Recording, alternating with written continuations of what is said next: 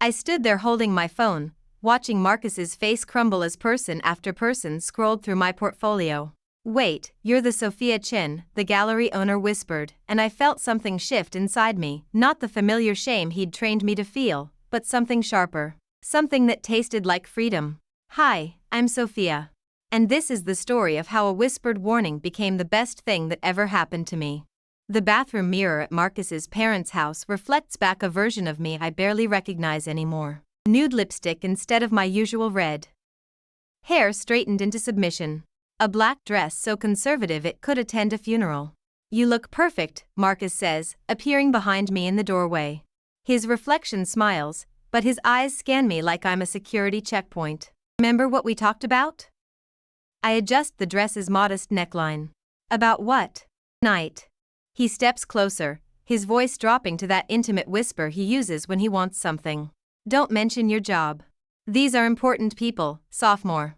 My dad's colleagues, some major donors to the firm. Just let me handle the conversations." The hairspray I'm holding suddenly feels heavy. Handle the conversations about what? About us. About our future. His hands find my shoulders, and through the mirror I watch him massage them like he's working out knots that aren't there. "You know how they are about creative types." Creative types. I finger paint for kindergartners instead of running a digital art studio that's booked 6 months out. "Marcus, baby, please." His reflection meets mine, and there's something desperate around his eyes. This dinner could change everything for us. Dad's been hinting about bringing me in as junior partner, but only if. He trails off, but the silence says enough. Only if I fit the mold. Only if I can play the part of the lawyer's wife who lunches and volunteers and never, ever creates anything that might make the old boys club uncomfortable. I watch myself nod in the mirror. Watch my reflection betray me with a smile. Of course, I hear myself say, "Whatever you need." But as we walk downstairs toward the sound of clinking glasses and conservative laughter, my phone buzzes with a notification. Another commission inquiry. Another person who found my work and wants to pay me what I'm worth to create something beautiful. I silence it quickly, but the damage is done. The reminder of who I actually am sits in my pocket like a secret bomb. The dining room looks like a magazine spread, crystal that catches the chandelier light, flowers that probably cost more than most people's rent, and 8 people who look like they've never had an authentic thought in their lives. Marcus's father, Richard, stands at the head of the table in his uniform of navy blazer and practiced smile. "Everyone, you remember my son Marcus, and this is his girlfriend, Sophia. Not partner. Not even significant other. Girlfriend. I'm something temporary he's trying on." Sophia works in. Richard pauses, and I realize Marcus never told them what I do. "What is it you do again, dear?" The question hangs in the air like smoke. I feel Marcus's hand tighten on my back, feel the weight of his whispered warning. 8 faces turn toward me with polite interest masking what feels like judgment. "I'm between things right now," I lie, and something inside me dies a little. "Exploring my options." "How wonderful," says a woman with pearls that could pay my rent for a year. So refreshing to meet a young woman who's taking time to really think about her future. Marcus's exhale is audible relief. The conversation moves on: stock portfolios, vacation homes, who's joining which country club.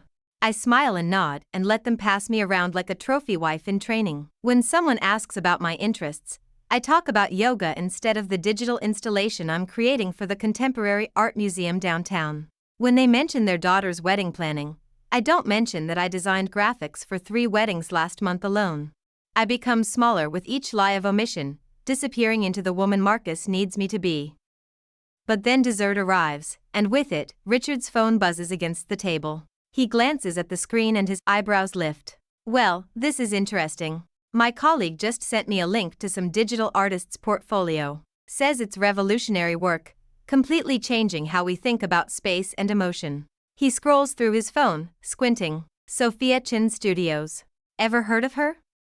The room goes quiet except for the sound of my heart hammering against my ribs. Marcus's hand finds mine under the table, squeezing tight enough to bruise. A warning wrapped in flesh. "No," I whisper, my voice barely audible. "Never heard of her." But even as I speak, I watch 3 other phones come out, watch faces illuminate with the blue glow of screens, watch work, My actual work spread across the table like wildfire. And something dangerous starts building in my chest. "Oh my God," breathes the pearl-wearing woman, her manicured finger scrolling through my portfolio. "Look at this piece, Fractured Light." It's like she's captured how grief actually feels. My throat closes. That piece took me 3 months to complete, a digital sculpture that responds to touch, breaking apart and reforming based on the viewer's movements. I created it after my grandmother died, when Marcus told me I was wallowing and needed to move on. "The technique is extraordinary," says another guest, a man with silver hair who Marcus introduced as a federal judge. "She's using some kind of responsive algorithm that I've never seen before. Each interaction creates a completely unique experience." Marcus's grip on my hand is cutting off circulation. Under the table, his leg presses against mine, a physical manifestation of the cage he's built around me. "Probably just computer tricks," Marcus says, his voice tight with false casualness. "Anyone can make flashy digital stuff these days." The judge looks up from his phone, eyebrows raised. "Actually, I disagree. This requires serious programming knowledge combined with genuine artistic vision." It says here she has a master's from RISD and has shown at galleries in New York, LA, and, he pauses, scrolling, "here in the city." The Contemporary Art Museum just acquired one of her pieces for their permanent collection. My chest feels like it's expanding and contracting at the same time. 6 months of negotiations with the museum's curator. 6 months of Marcus rolling his eyes every time I mentioned the project, telling me I was getting ahead of myself. "She must be making serious money," someone else chimes in. "Digital art is huge right now. Especially work this sophisticated." The pricing page says her commissions start at $15,000, the Pearl woman adds, and I watch Richard's eyebrows climb toward his hairline. 15,000. More than Marcus makes in a month at his father's firm, where he's still treated like the intern he was 5 years ago. "That's impressive," Richard says slowly, and for the first time tonight, he's looking at something on his phone instead of through me. Marcus clears his throat. "We should probably talk about something else. Sophia doesn't really like discussing." "Wait." The judge is squinting at his screen now, holding it closer to his face. Then his eyes lift to mine, sharp and suddenly focused. "Sophia Chen." The silence that follows is deafening. I can feel 8 pairs of eyes moving between the phone screen and my face, putting together pieces of a puzzle I've been forced to hide. "It's you," the Pearl woman whispers. "You're Sophia Chen." Marcus's hand drops mine like I've caught fire. The word comes out cracked, barely audible. I clear my throat and try again. "She's not," Marcus starts, but Richard cuts him off with a raised hand. "Let her speak." And suddenly, sitting at this table where I've spent the last hour erasing myself, where I've been shrunk down to fit into someone else's idea of acceptable, I realize I have a choice. I can keep lying. Keep playing small. Keep being the girlfriend who's between things and exploring her options. Or I can tell the truth. Yes. The word comes out stronger than I expected. I'm Sophia Chen. The admission hangs in the air like a confession, and I watch Marcus's face drain of color. "The Sophia Chen who created Memory Palace," the judge asks, and there's genuine awe in his voice. "My daughter wrote her senior thesis on that piece. She said it changed how she thinks about digital space and human connection." I nod, and something loosens in my chest. That was my breakthrough piece. It took 8 months to code the emotional response algorithms. 8 months? Richard leans forward, genuinely interested now. "What kind of programming languages are you working with?"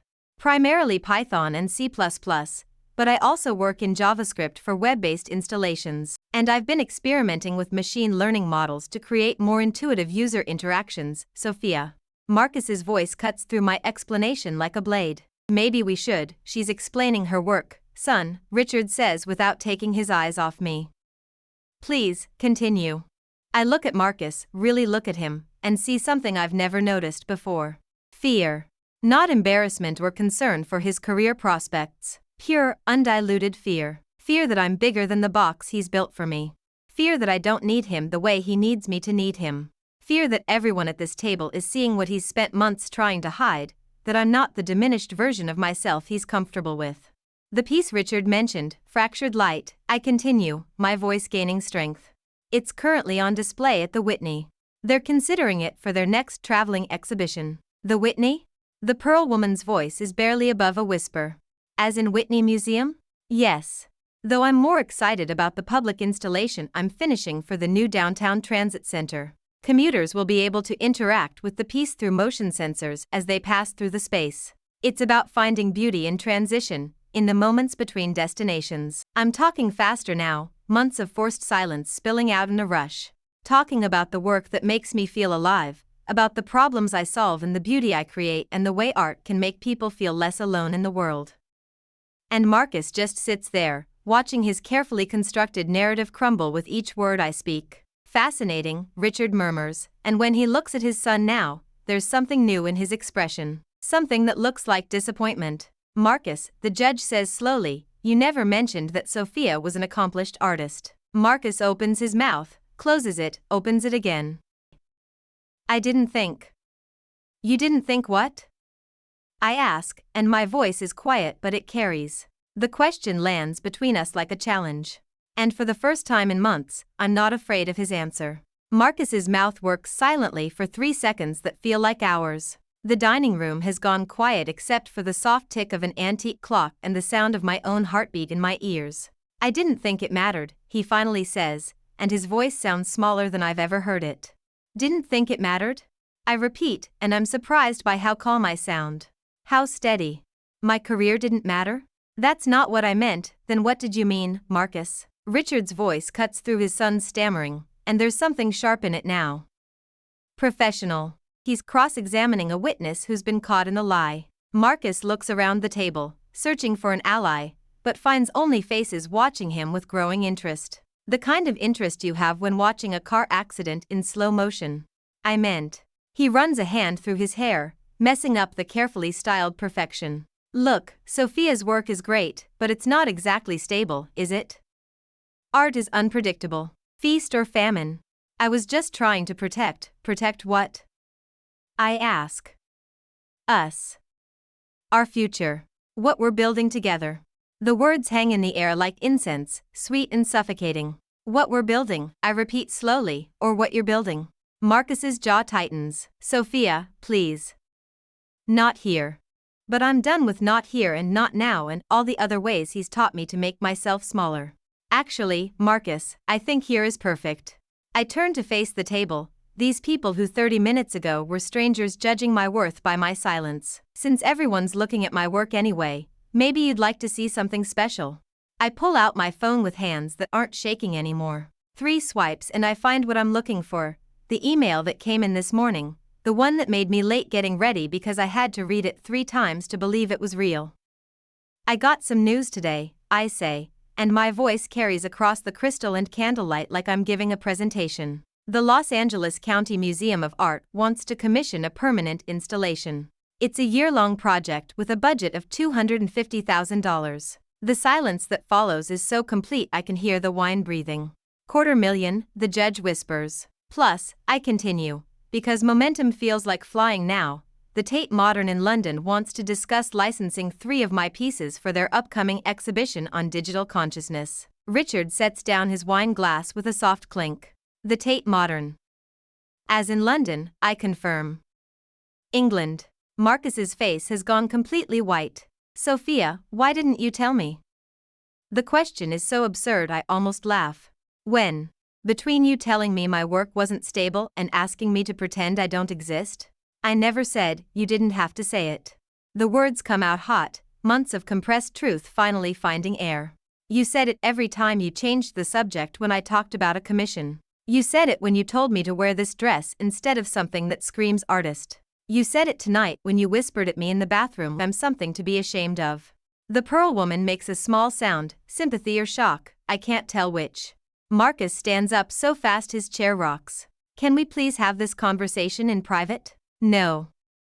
The word comes out clean and sharp. Final. No, Marcus. I'm done with private conversations where you convince me I'm asking for too much. I'm done with bathrooms and bedrooms and back seats where you reshape me into someone you can handle.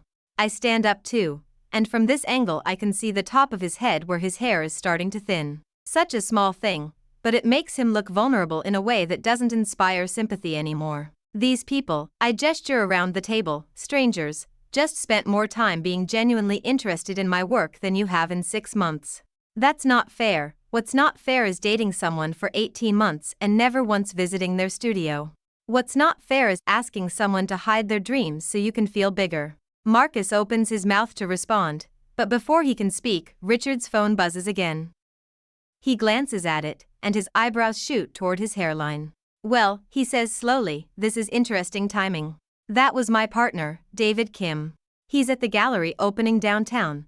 Apparently the owner there is asking if anyone knows how to contact Sophia Chin Studios. Someone wants to discuss representation. He turns the phone toward me, and I see a photo of my latest piece lit up on white gallery walls, surrounded by people holding wine glasses and looking at my work with the kind of attention Marcus has never given it.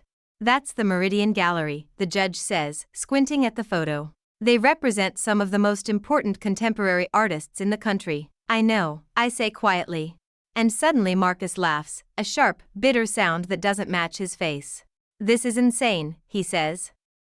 You're all acting like she's Picasso or something. It's computer art. Anyone can learn to code. The silence that follows his words is different from the others. This one has teeth. Richard looks at his son like he's seeing him clearly for the first time.